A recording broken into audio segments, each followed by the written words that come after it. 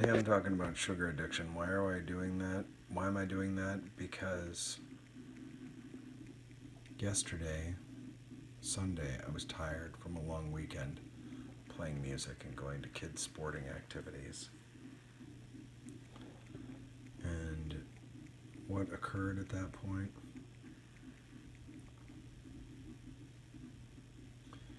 I felt like I needed sugar at the end of the day. And my wife has been good about not having a ton of sugary things, so there aren't like soda, there's no soda or orange juice or apple juice or anything with sugar in it really. But I felt like because of the weekend, I drank some alcohol, I ate some pizza. I didn't have that much sugar, but I felt like a real sugar craving, and I think it's that I crave it for the energy that I need.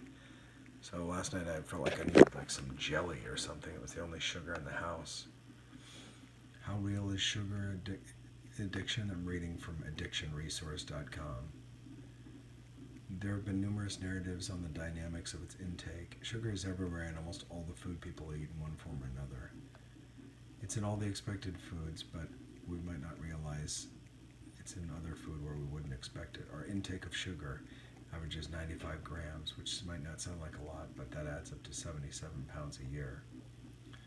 The American Heart Association recommends reducing its intake to, at most, half the day's calorie consumption.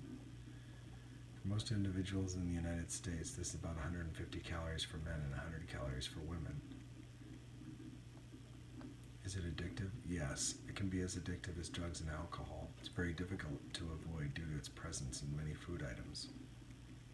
Consuming or even just thinking about it can stimulate the brain and release dopamine in the system.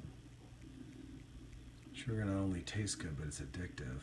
It can trigger a dopamine release, a neurotransmitter that controls pleasure and reward-motivated behavior.